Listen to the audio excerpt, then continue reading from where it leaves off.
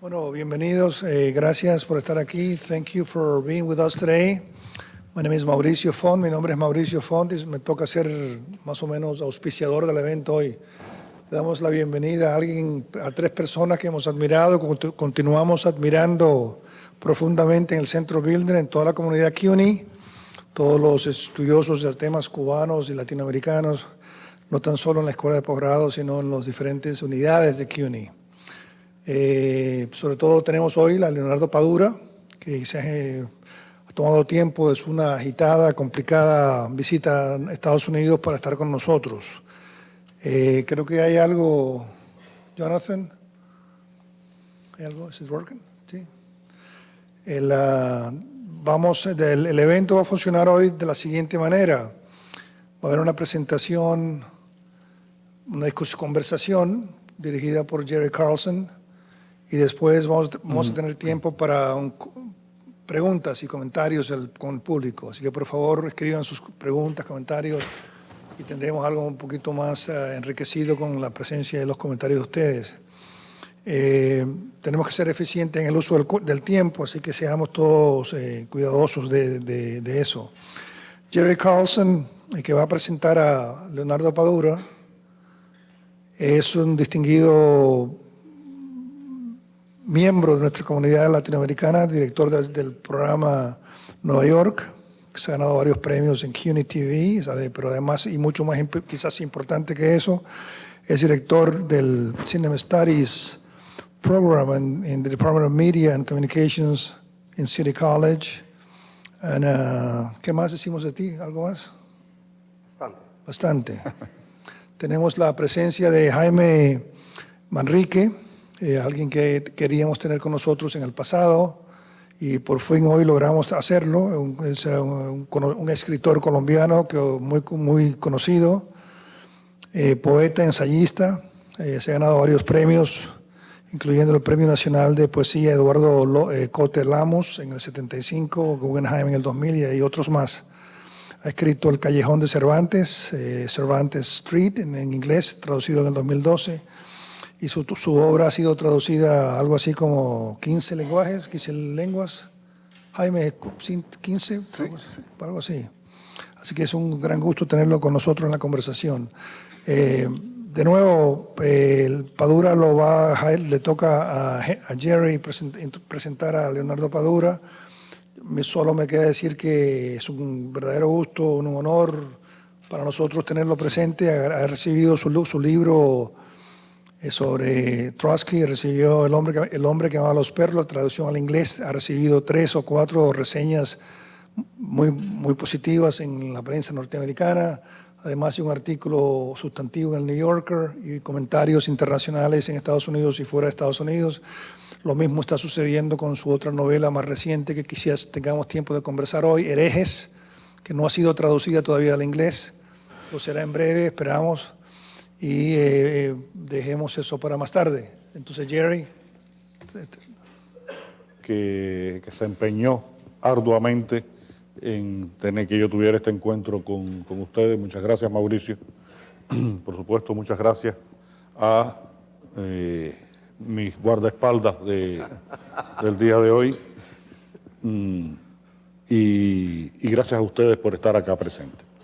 Bueno, sí, voy a leer solamente un fragmentito del principio de Herejes. El momento en que un personaje judío, un niño judío que llega a Cuba en el año 1938, está esperando que lleguen sus padres que vienen en el famoso, tristemente famoso, transatlántico San Luis. Aquel que llegó a la bahía de La Habana, estuvo fondeado allí 8 días, después estuvo 2 días frente a las costas de Miami esperando un posible permiso norteamericano o canadiense y no le fue permitido desembarcar a esos refugiados ni en Cuba, ni en Estados Unidos, ni en Canadá. Una de las historias más lamentables de lo que fue un poco el preámbulo de lo que sería el Holocausto, tanto que hay una historiadora de la Universidad de Jerusalén, Margarit Bejarano, que dice que con el San Luis se selló la suerte de los judíos europeos que ocurriría durante los años siguientes. Pues voy a leer este pequeño fragmento que no tiene nada que ver con holocaustos ni nada, sino con una sensación. Varios años, la novela no trata sobre el San Luis. La novela es una novela que trata sobre la libertad del individuo. Y se mueve en varios contextos, varios tiempos históricos. Está este personaje de Daniel Kaminsky, su vida en Cuba, su vida en Miami, en la comunidad judía cubana de Miami. Está la historia de un judío sefardí del siglo XVII que entra a trabajar en el estudio de Rembrandt porque quiere aprender a ser pintor y entra como el muchacho que barre el piso. Y la historia de una joven cubana contemporánea que también está empeñada en la práctica de su libertad individual. Y todas las historias están conectadas por un retrato de Rembrandt de ese joven judío que pertenece a la serie de Cabezas de Cristo que pintó Rembrandt entre 12 y 16. Parece que pintó, se sabe en estos momentos, el paradero de 14 de ellas. Algunas puede ser que no sean auténticas de Rembrandt, por eso no coincide el 12 y el 16 con el 14. Puede ser que sea de alguno de sus alumnos, pero este personaje fue, el judío sefardí fue el modelo de Rembrandt para esas Cabezas de Cristo. La Habana, 1939. Varios años le tomaría a Daniel Kaminsky llegar a aclimatarse a los ruidos exultantes de una ciudad que se levantaba sobre la más desembosada algarabía. Muy pronto había descubierto que allí todo se trataba y se resolvía a gritos. Todo rechinaba por el óxido y la humedad. Los autos avanzaban entre explosiones y ronquidos de motores o largos bramidos de claxon. Los perros ladraban con o sin motivos y los gallos cantaban incluso a medianoche, mientras cada vendedor se anunciaba con un pito, una campana, una trompeta, un silbido, una matraca, un caramillo, una copla bien timbrada o un simple alarido. Había encallado en una ciudad en la que, para colmo, cada noche, a las 9 en punto, retumbaba un cañonazo sin que hubiese guerra declarada ni murallas para cerrar, y donde siempre, en épocas de bonanza y en momentos de aprieto, alguien oía música y además la cantaba. En sus primeros tiempos habaneros, muchas veces el niño trataría de evocar, tanto como lo permitía su mente apenas poblada de recuerdo, los pastosos silencios del barrio de los judíos burgueses de Cracovia, en donde había nacido y vivido sus primeros años. Por pura intuición de desarraigado, perseguía aquel territorio magenta y frío del pasado como una tabla capaz de salvarlo del naufragio en que se había convertido su vida. Pero cuando sus recuerdos, vividos o imaginados, tocaban la tierra firme de la realidad, de inmediato reaccionaba y trataba de escapar de ella, pues en la silenciosa y oscura Cracovia de su infancia, un vocerío excesivo solo podía significar dos cosas: o era día de mercado callejero o se cernía algún peligro. Y en los últimos años de su estancia polaca, el peligro llegó a ser más frecuente que las vendutas y el miedo una compañía constante.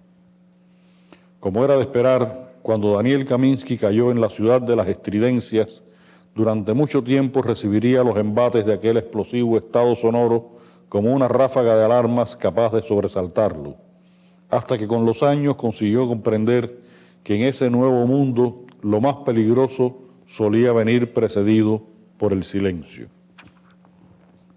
Vencida aquella etapa, cuando al fin logró vivir entre ruidos sin escuchar los ruidos, como se respira el aire sin conciencia de cada inhalación, el joven Daniel descubrió que ya había perdido la capacidad de apreciar las benéficas cualidades del silencio. pero se ufanaría sobre todo de haber conseguido reconciliarse con el estrépito de La Habana, pues al mismo tiempo había alcanzado el empecinado propósito de sentir que pertenecía a aquella ciudad turbulenta a donde, por suerte para él, había sido arrojado por el empuje de una maldición histórica o divina, y hasta el final de su existencia dudaría respecto a la más atinada de esas atribuciones.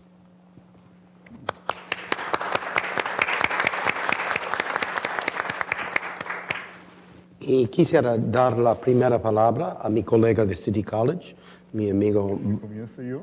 Sí, mi amigo barranquero. Yo quería que nos hablaras un poquitico acerca de Herejes, porque todos los escritores siempre quieren hablar acerca de su libro más reciente. Y este es tu libro más reciente, ¿no? Fue publicado el año pasado en España, pero yo sé que la mayoría de la gente aquí quiere oírte hablar acerca del hombre que amaba a los perros. Pero te pedí que leyeras ese principio, porque me parece que uno de los principios, las primeras páginas más mágicas y embrujadoras que yo conozco en toda la ficción. Desde ese comienzo, cuando lo mencionas al niño y empieza a desarrollar esta complejidad de la historia en Cracovia, en Varsovia, y aquí en La Habana, y todas estas cosas, y los toques de realismo mágico, el cañón disparando por ninguna razón, los gallos cantando a medianoche. Haces un despliegue de tal destreza, tal maestría de narrador que a mí me dejó con la boca abierta. Y eso es algo que en la ficción contemporánea se ve muy pocas veces. Esa maestría que tienes ahora para narrar, para contar historias, para agarrar al lector desde la primera palabra. ¿Quieres que te cuente un secreto? Sí. El secreto es que escribí ese principio como 50 veces, hasta que logró ser este que está impreso. Escribir es un acto muy difícil, solamente algunos escritores muy dotados pueden en un periodo muy breve de tiempo escribir algo que alcance una calidad literaria notable. A Hemingway le preguntaron una vez cómo había logrado expresar lo que expresaba las dos páginas finales de Adiós a las armas, y dijo, bueno, la escribí 39 veces. Y dijeron, ¿y cuál era el problema? Dice, bueno, sencillo, el orden de las palabras. Creo que el escritor, igual que el pintor, igual que el músico, igual que el bailarín, es el resultado de un esfuerzo. La espontaneidad no existe, la genialidad por obra divina tampoco. Yo creo que existe el trabajo. Cuando uno recuerda, para hablar de un compatriota tuyo, las primeras páginas de 100 años de soledad, que tal vez sea el principio de novela, por lo menos en lengua española, más citado y recordado, junto con el de Conversación en la Catedral de Mario Vargas Llosa, uno se da cuenta de que es el resultado de un pensamiento muchas veces repetido, muy buscado, muy esculpido en la palabra y en el concepto. Y por eso te digo que creo más en el trabajo que en el genio. Y sigo con Herejes por el momento. Herejes es también el regreso de Mario Conde. ¿Y quién es Mario Conde hoy en día? Porque el Mario Conde de hoy no es el Mario Conde de ayer. Sí. Yo creo este personaje de Mario Conde para una novela policíaca que escribí en 1989-90, principios del 91, que se llama Pasado Perfecto. Y en aquel momento Mario Conde era un policía investigador Era una novela que tenía un carácter policíaco y tenía que investigar un crimen y únicamente podía ser policía. No era verosímil que en Cuba alguien hiciera una investigación criminal si no pertenecía a un cuerpo policial. Y yo escribí aquella novela creando un personaje que, a pesar de ser un miembro de la policía, fuera un personaje con contradicciones con su trabajo, con la sociedad, con su personalidad, con el mundo que lo rodeaba. Y en un momento, después de publicar la novela, cuando tuve los primeros ejemplares y se lo di a varios amigos, la gente me dijo, bueno, lo que más me gusta de la novela es el personaje de Mario Conde. Y ahí fue cuando decidí convertir a Mario Conde en un personaje de una serie, sin saber si podía escribir esa serie o no. Finalmente resultaron 4 novelas, Pasado Perfecto, Vientos de Cuaresma, Máscaras y Paisaje de Otoño, en la cual Mario Conde deja la policía. Y yo pensaba dejar también a Mario Conde. Todas estas novelas ocurren en el año 1989, históricamente se ubican en el año 89, aunque sentimental, ideológicamente hay una evolución. Son los años del periodo especial en Cuba, los años difíciles de la década del 90, y Mario Conde, junto conmigo, va cambiando su manera de pensar, va sintiéndose más desolado, más enfrentado a una situación de la cual sus ideas anteriores se encuentran en conflicto constante. Después, en el año 2000, yo escribo una novela, la única que he escrito por encargo, que se llama Adiós Hemingway. Mi editorial brasileña estaba haciendo una serie de novelas, un título genérico que se llamaba Literatura o Muerte, y eran novelas más o menos policíacas, más o menos cortas, en las que apareciera un escritor como protagonista. Yo pregunté si tenían libre a Hemingway, me dijeron que sí, y dije, bueno, pues me apunto. Porque yo tengo un problema que resolver con Hemingway. Tengo una disputa que no se resuelve en el ensayo, no se resuelve en el ensayo literario, porque no era un problema con la literatura de Hemingway, no era un problema con su proyección o su permanencia literaria. Hay algunas personas que dicen que Hemingway es un escritor que ha envejecido, otros que dicen que es un autor que todavía es importante, algunos defienden su narrativa corta, sus cuentos, otros que todavía sus novelas, en fin. Ese no era el problema mío con Hemingway, el problema mío era con la persona Hemingway. Y por eso decidí resolverlo en una novela y traje a Mario Conde para que me ayudara a hacerlo. Y moví la historia a finales de los años 90. Mario Conde hacía ya 10 años había dejado la policía. Después escribí otra novela que se llama La neblina del ayer, en la que Mario Conde ya practica el oficio que se menciona en Adiós Hemingway, pero aquí es muy importante, que es el oficio de comprador y vendedor de libros de segunda mano. Yo le busco este oficio, yo discutí mucho con mi esposa Lucía cuál podía ser el trabajo que hacía Mario Conde, ya que no era policía, y nos costó trabajo encontrar una forma de ganarse la vida que fuera digna de este personaje y acertada para él. Y por eso decidimos que fuera comprador de libros viejos y vendedor de libros viejos, porque así estaba suficientemente cerca de la calle y suficientemente cerca de la literatura, que son los dos elementos que componen a este personaje. Escribir La neblina del ayer con Mario Conde ya ocurre en el año 2002, 2003 la historia. Mario Conde sigue envejeciendo, va envejeciendo conmigo, y lo tuve abandonado varios años mientras escribía El hombre que amaba a los perros. Y decidí rescatarlo para esta novela para hacer un ejercicio bastante peculiar, que es escribir una antinovela policíaca y una antinovela histórica, que a la vez sea una novela policíaca y una novela histórica. Es decir, yo violo todos los preceptos de la novela policial y todos los preceptos de la novela histórica en este libro, y sin embargo es una mezcla de estos dos géneros. A mí no me interesan los géneros como camisa de fuerza. A mí me interesan los géneros en la medida en que pueden aportar estrategias narrativas que han demostrado que son eficientes.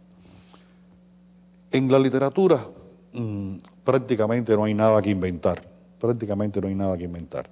Yo creo que no hay mejor dramaturgo que Sófocles. Yo creo que Sófocles es el mejor dramaturgo de la historia, lo inventó todo. Lo que hace Shakespeare son variaciones de lo que había hecho Sófocles 20 siglos antes.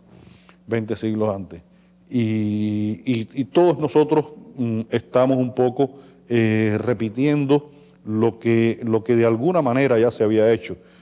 Cuando se habla de la literatura dentro de la literatura, el Quijote es un ejemplo de literatura que se nutre de la literatura, porque primero es un personaje sacado de la literatura. El Quijote es un personaje sacado de las novelas de caballería, pero es la antinovela de caballería. Pero dentro del Quijote existen novelas que están incluidas e integradas a su... Es decir, que Cervantes era posmoderno, no hemos inventado nada. Por lo tanto, hay estrategias narrativas que la novela histórica o la novela policial nos las brinda de una manera muy eficiente a la hora de algo que para mí es muy importante, que es la comunicación con el lector. A mí no me interesa escribir para hablar de la forma y de la posición de mi ombligo. Mi ombligo es mi problema. Yo tengo que hablar de los problemas que tienen que ver con todos nosotros, o intentar escribir de los problemas que tienen que ver con todos nosotros. Y una novela, por ejemplo, como Herejes, tiene que ver con un conflicto que todos hemos vivido, que es la toma de determinadas decisiones que implican nuestro libre albedrío, nuestra opción de libertad en un momento determinado, con independencia de la sociedad en que vivamos. Porque no es que haya un personaje aquí que vive en una sociedad comunista como Cuba, o haya alguien que haya vivido en un momento cercano al Holocausto. No, es que también hay un judío que vivió en el momento en que posiblemente más opciones de libertad tuvieron los judíos, que fue esa Ámsterdam del siglo XVII. Y sin embargo es el momento en el que el más importante de los pensadores modernos judíos, que es Baruch Spinoza, es excomulgado por su propia comunidad y es condenado al silencio absoluto. Es decir, que siempre la libertad es conflictiva. Y en una novela como El hombre que amaba a los perros, creo que la historia del siglo XX no se puede entender para nada, sin el fenómeno de lo que fue el comunismo. Para los países que lo vivieron, para los países que no lo vivieron. Nosotros estábamos viendo, Lucía y yo, hace poco, una película norteamericana, ahora no recuerdo exactamente cuál fue, que se desarrolla en los 50, para hablar de una que seguramente todos van a recordar, la de George Clooney, Good Night, Good Luck and Good Night. Sobre el periodista. Sobre el periodista. Esa es una película en la que el nivel de presión ideológica que existía en los Estados Unidos de esos momentos es comparable al nivel de presión que existía en los países socialistas. Por lo tanto, creo que el fenómeno de lo que significó el socialismo, el enfrentamiento de la Guerra Fría y la utopía socialista como posibilidad de llegar a una sociedad mejor, el fracaso y la perversión, es un fenómeno que tiene que ver con todos nosotros. Y eso es lo que he intentado hacer en estas novelas ayer. Bueno, es obvio que realmente necesitamos como 4 días para poder hablar contigo y hacerte todas las preguntas que queremos hacerte. Pero varias veces has dicho que tienes una gran deuda con los escritores norteamericanos del siglo XX, que fueron los que te enseñaron a contar. Y entre ellos mencionas a Dashiell Hammett, a Raymond Chandler, Hemingway, Dos Passos, Faulkner, Salinger y Updike. También has dicho que le debes una deuda a los escritores iberoamericanos y latinoamericanos como Carpentier, Rulfo, García Márquez, Vázquez Montalbán, Cortázar, Vargas Llosa y Cabrera Infante. De Cabrera Infante dices que la deuda que tienes con él es que te enseñó a escribir en cubano y en habanero. En habanero. Y entonces, comenzando, yo creo que tal vez con la novela La historia de mi vida, ¿no? La novela de mi vida. La novela de mi vida, sí. Pero ya más definitivamente con El hombre que amaba a los perros y ahora en Hereje, hay un cambio en tu estilo y en tu temática. Es como si en cierta forma hubieras fundido las dos corrientes, la de los norteamericanos, el afán de contar una historia bien contada, y la de los iberoamericanos como Vargas Llosa y Cabrera Infante, en novelas con estructuras muy complejas, ¿no? Entonces es como, me parece que este es un momento de total cambio y revolución en tu desarrollo como escritor. Has empezado con estas últimas dos novelas a entrar en un territorio que tal vez, bueno, para nosotros era desconocido, conociendo tu obra, pero para ti mismo también debe haber sido como lanzarte al vacío, ¿no?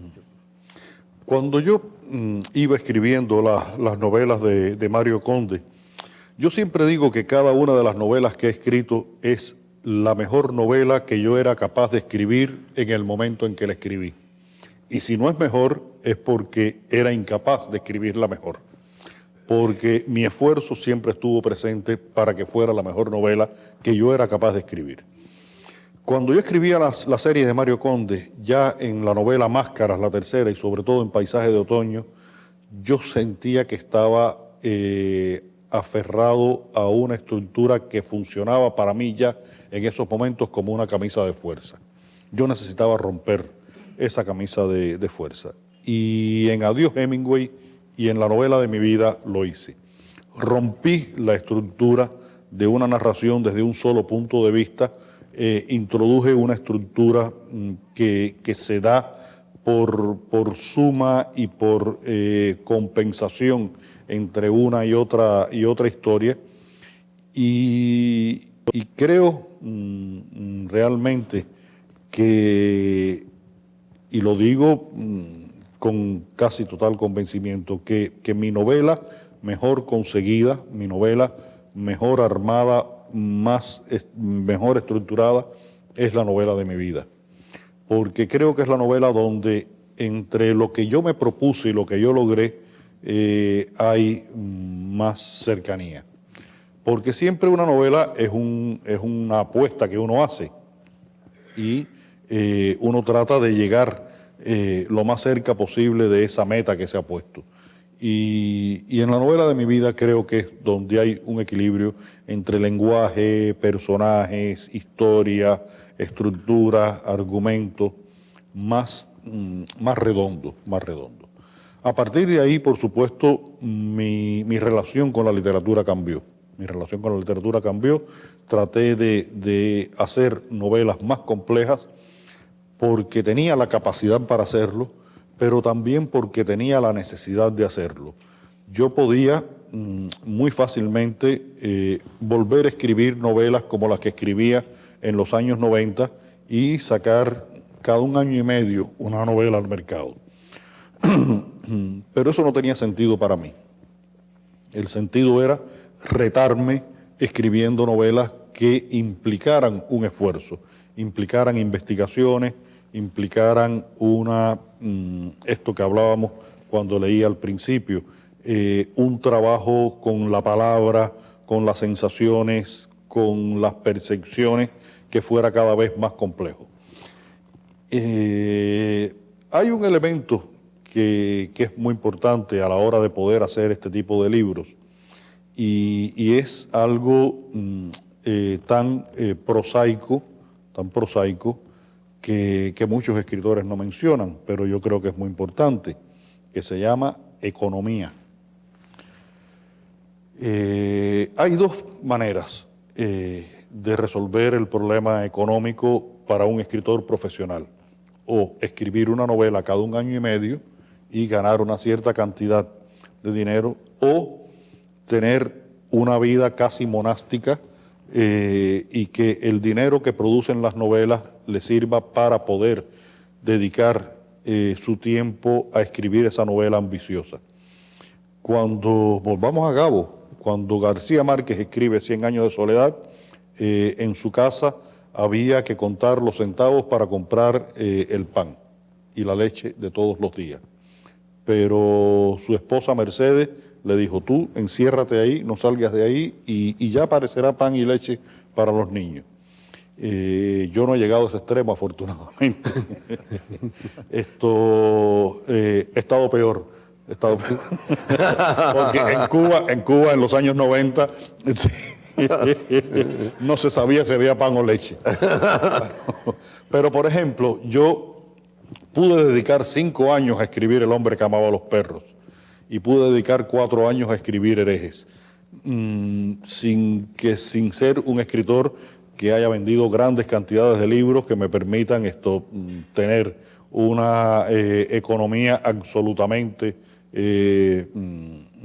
asegurada, pero tratando entre mi esposa y yo de equilibrar las cosas para que yo tuviera la posibilidad y el tiempo de escribir estos libros. Por supuesto, en el medio hago una conferencia o escribo algo para el cine, y eso significa que la economía puede mejorar. En Cuba hay una percepción de satanizar el mercado. Se sataniza el mercado y se considera... en Cuba pasan muchas cosas. Lo primero que pasa es que los cubanos, todos, nos creemos que somos el centro del mundo. Pero el gobierno cubano se cree que Cuba es la isla en la que todos piensan para hacerle el bien o el mal. Y cuando se publica un libro de un escritor cubano en España, y ese libro tiene una cierta dosis de crítica a lo que ocurre en Cuba, es porque existe un complot internacional para que ese libro salga y haya una imagen de Cuba. Les aseguro que a los editores españoles, y voy a decir la palabra justa, les importa un carajo que su libro vaya a tener un efecto, salvo casos que se han creado. Hay casos que se han creado de una literatura que tiene una posición política contraria a Cuba, en fin, pero no es el interés de los escritores, de los editores españoles, porque si no, cada cual que en Cuba escribiera un panfleto anticastrista tendría un editor en España y un editor en los Estados Unidos, y no lo tiene. Tenemos editores en España, 5, 6, 7 escritores cubanos, los demás no lo tienen. Entonces, se sataniza mucho el mercado y se le considera el culpable de cosas que no son así. Pero sin el mercado, el escritor profesional no puede existir. Como ustedes saben, el 90% de los escritores que existen en el mundo son profesores universitarios, son periodistas, son guionistas de televisión, son funcionarios públicos, y solamente un 8 o un 10% se puede dedicar profesionalmente a la literatura gracias al mercado. Yo he tenido la suerte de poder hacerlo, entre otras cosas porque vivo en Cuba. Si yo viviera en los Estados Unidos o viviera en España, la relación sería diferente, porque necesitaría vender mucho más libros para poder vivir profesionalmente como escritor. Y si se saca la cuenta, que alguien debe haberla sacado en estos tiempos en que todo el mundo saca todas las cuentas, de cuántos escritores en Estados Unidos que publican libros, que han publicado 3, 4, 5 novelas, se dedican profesionalmente a la literatura, se verá que incluso en los Estados Unidos, donde está el gran mercado del libro, son muy pocos los escritores profesionales que existen. Porque cuando alguien llega a un nivel, por ejemplo, de los que tú mencionabas, mis escritores admirados, de un John Updike, John Updike es John Updike, y no hay muchos como él. Y hay, cuando llegas a una librería, te encuentras que hay 3.000 títulos de autores diferentes que no viven de la literatura. Por lo tanto, es un proceso muy complicado entre la vida cotidiana de una persona, su vida intelectual, su trabajo literario, su economía, su relación con el mercado y hasta incluso el sitio geográfico en el que esté viviendo en un momento determinado. No es lo mismo vivir en Nueva York, en Manhattan, que vivir en otro sitio de la ciudad. No es lo mismo vivir en un apartamento de 7, 8 habitaciones en Park Avenue que vivir en una buhardilla de otra parte de la ciudad. Es decir, que incluso en el mismo sitio geográfico puede haber muchas diferencias económicas. Okay. Y yo voy a preguntar algo un poco diferente. Es sobre sus otros intereses. Usted ha publicado ensayos y un libro sobre la música.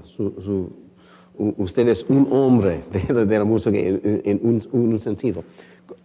Para usted, ¿cuál es esta relación entre su pasión para la música y su pasión para la literatura? Yo creo que Mauricio, si tuviéramos la grabación de lo que estábamos hablando, la podía poner ahora aquí y no tenía que responder. Estuvimos hablando muchísimo con Mauricio de este tema de la música cubana. Cuba es un país que puede prescindir de sus escritores, puede prescindir de sus cineastas, puede prescindir de sus pintores, pero no puede prescindir de sus músicos. Porque la música en Cuba se hace sobre todo para bailar. Y entre la música como obra de arte y el baile también como obra de arte hay una relación social que es muy importante. Yo creo que de la generación de mis padres, que tienen 80 años, mi padre falleció recientemente, posiblemente el 50-60% de las parejas en Cuba se han conocido en un club social al cual fueron a bailar música cubana. Son, danzón, mambo, cha-cha-cha. Acá en Estados Unidos nunca lograron decir cha-cha-cha, decían chacha. Okay. Nunca llegaron al último paso del cha-cha-cha. Finalmente la versión correcta. Gracias.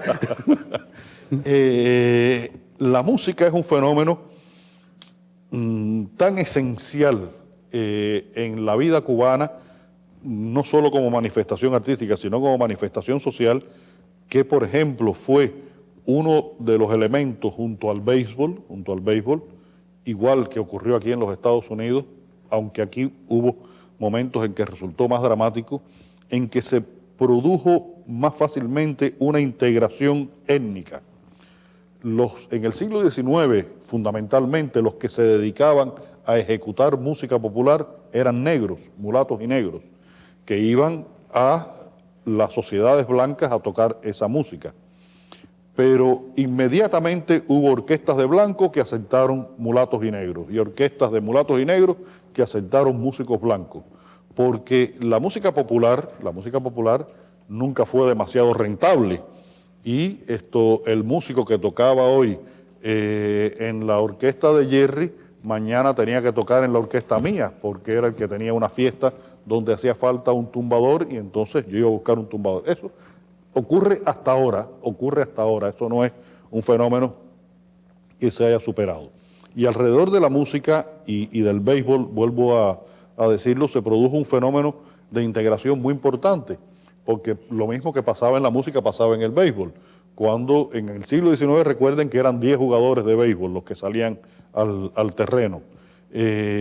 Cuando los jóvenes de la burguesía cubana que estudiaron en Estados Unidos, aquí en Nueva York y en Filadelfia, llevaron el béisbol a Cuba, lo empezaron a practicar entre ellos. Después del segundo juego se dieron cuenta que hacían falta más peloteros, porque si no nada más que iban a jugar entre ellos. E inmediatamente se extendió en la ciudad, y al extenderse en la ciudad, en La Habana y en Matanzas fundamentalmente, el juego de béisbol, entraron los mulatos y los negros. Por lo tanto, Jerry, yo creo que tiene que haber un entendimiento de lo que significa socialmente la música para entender qué cosa es Cuba. Y yo creo a veces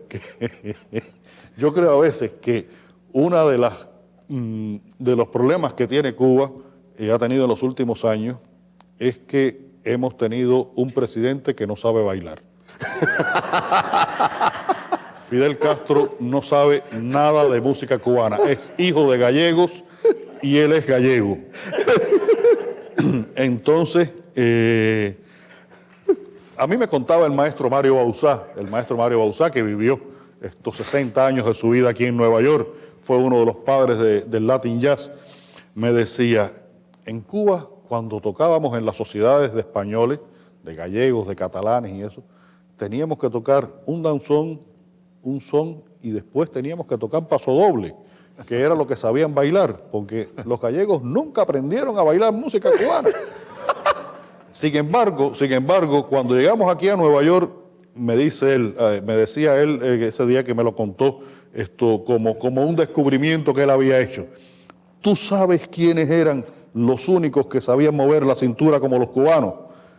Y digo yo, bueno, los dominicanos. Dice, no, aparte de los dominicanos, los puertorriqueños, no, aparte de los puertorriqueños, los venezolanos, no, aparte de los venezolanos.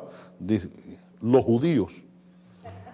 Y me dice, los puertorriqueños, los dominicanos y los venezolanos y los cubanos no tenían dinero, pero los judíos sí. Y fueron los que mantuvieron las big band cubanas que tocaban en lugares como el Palladium. Sí, sí.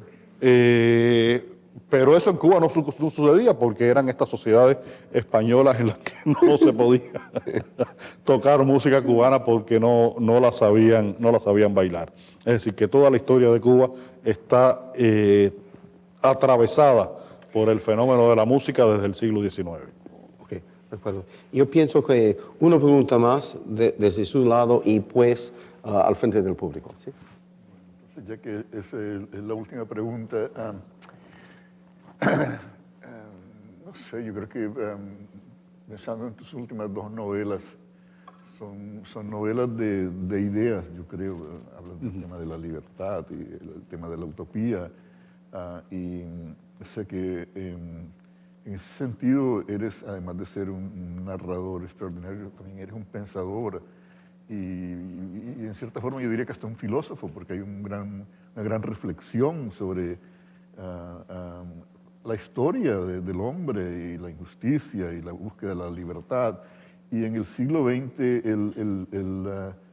como tú decías, el fenómeno que más conmocionó a todo el mundo fue el comunismo y finalmente el fracaso del comunismo. Entonces, sin embargo, representaba una utopía, o sea, una forma de pensar que tal vez algún día tendremos un sistema mejor, las cosas serían mejor de lo que son ahora. Yo creo que para mí, una vez le pregunté a Eduardo Galeano que pensaba él de que en nuestra época no sé, la gente no le interesaba la idea de la utopía, y él me dijo, me parece que es un desastre profundo, y que va a conllevar un desastre profundo. Entonces, ¿cómo ves tú, ya que el socialismo como lo conocimos en el siglo XX y el comunismo fracasaron terriblemente, se convirtieron, tal vez como decía Susan Sontag, en otra forma del fascismo, ¿cómo envisionas tú ese futuro tal vez utópico, donde las condiciones del ser humano pueden ser mejores, más justicia social y económica para todos? Mira, el comunismo estaba condenado al fracaso, porque primero hubo un fenómeno que según la propia doctrina marxista es esencial en el desarrollo de una sociedad, y es que la base económica decide la superestructura.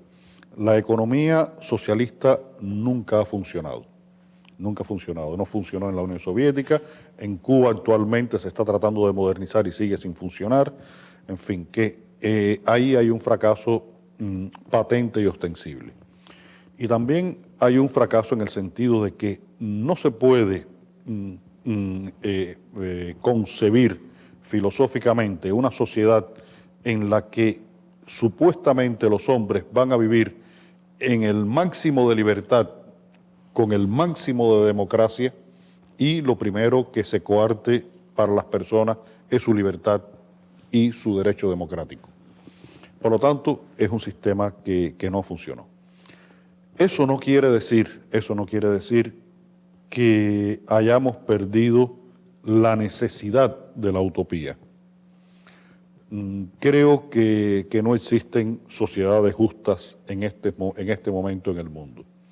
Creo que el hombre tiene derecho a soñar en que va a poder vivir en una sociedad donde realmente exista ese máximo de democracia y ese máximo de libertad para que viva el individuo, en el que haya más justicia, en el que la realización del individuo sea posible, donde no exista lacras que todavía afectan a la humanidad, el fanatismo, el racismo, los fundamentalismos.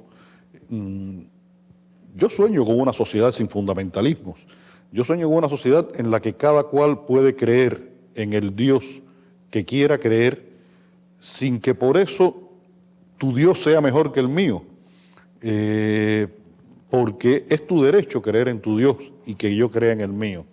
O que una persona, por el color de su piel o por su origen geográfico, sea considerado una persona, un ciudadano de segunda o de tercera o de quinta clase en muchos lugares. Yo defiendo el derecho a la utopía, Ok, llegó la hora de las palabras desde el público. Y Mauricio, Sí, podemos todos unirnos en la conversación. Pero quisiera hacer una pregunta. Me parece, Leonardo, que... es su derecho. Gracias. Libertad. Sí, entiendo. Y Leonardo, en la narrativa muy breve, muy sintética que has hecho, me parece que hay una historia de Mario Conde, la tuya, de la sociedad cubana en tu obra. Tú usaste la palabra que la tendencia tuya es hacia la suma y la compensación, según me pareció haber escuchado. O sea, que tienes necesidad de complejizar los sujetos sociales, individuales en tu obra para representar esa sociedad cubana que tú ves que está cambiando. La pregunta mía es si tú, en realidad, la sociedad cubana, a partir del, como decías tú, del periodo especial, ¿en qué medida ha cambiado? Y si esa sociedad también refleja esa pluralidad de actores, de situaciones, de percepciones, y en qué medida se ha producido, se estaría produciendo, ahora usando las últimas palabras de ustedes, la superación de esa satanización del mercado, la satanización de la libertad económica que sí ha existido en Cuba por tantos años, que ahora comienzan a abrirse un poco a los ciertos conceptos, pero no todo. Pero antes de que des respuesta, yo quisiera reconocer a alguien, un coautor tuyo, un colaborador, que es a Lucía. Lucía está sentada, ¿por dónde? ¿Está? Para allá. A ver, Lucía. Lucía Cole salió, aquí está, la esposa de Leonardo, por favor, os dan un aplauso.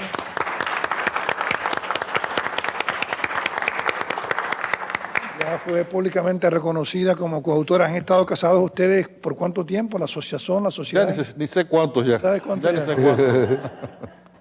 ¿Y hay evidencia en cuanto a hijos y cosas así, muchos, varios? No tuvimos muchachos y por eso nos hemos dedicado más uno al otro. Uno al otro, fantástico. Bueno, bienvenidos de nuevo, que se repita la visita. Y amar a los perros. Leonardo está escribiendo una obra ahora que creo que trata el tema de la música, también transhistóricamente, y esperamos que a medida que progrese podamos conversar aquí sobre la música, Cuba, Nueva York y esos temas correlativos. Pero volviendo al tema ¿podrías comentar un poco Sí, Mauricio, antes de abrir? Es un tema muy complicado, qué cosa ha ido cambiando en Cuba en estos años y qué está cambiando en estos momentos.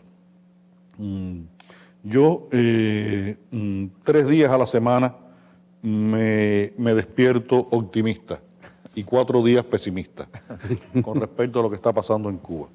Creo que a partir del periodo especial se ganó espacios de libertad, pero creo que también se perdieron espacios de decencia y de urbanidad. Y eso en una sociedad como la cubana, o en cualquier sociedad, es fatal. Creo que en estos momentos se está abriendo un pequeño espacio al mercado, pero el gobierno sigue insistiendo en que la forma económica esencial que se mantendrá en Cuba será el de la empresa socialista controlada por el Estado. Es decir, que van a permitir que la gente venda pan con croquetas, pero no que fabrique el pan ni fabrique la croqueta. Entonces, es una situación muy contradictoria, muy difícil de definir en cómo se va a proyectar hacia el futuro. Creo que en el presente, de todas maneras, la sociedad cubana está sufriendo un proceso de alargamiento en cuanto a su estructura, que era monolítica en los años 80. En los años 80 todos éramos iguales, aunque, como dice Orwell, unos éramos más iguales que otros.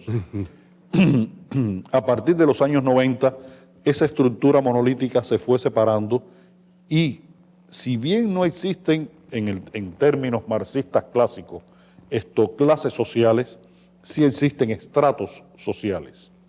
En estos momentos los militares son un estrato social en Cuba porque tienen una relación con la economía privilegiada. Existe un grupo de pequeños empresarios privados exitosos que han ido ganando dinero y ya han ido algunos de ellos creando, por ejemplo, cadenas de restaurantes. Ya tienen 3, 4 restaurantes, uno a nombre de la suegra, uno a nombre del sobrino, otro a nombre del hijo, porque no pueden tener dos a su nombre. Ha habido gente que vivían en barrios normales de La Habana y se han comprado mansiones del Vedado.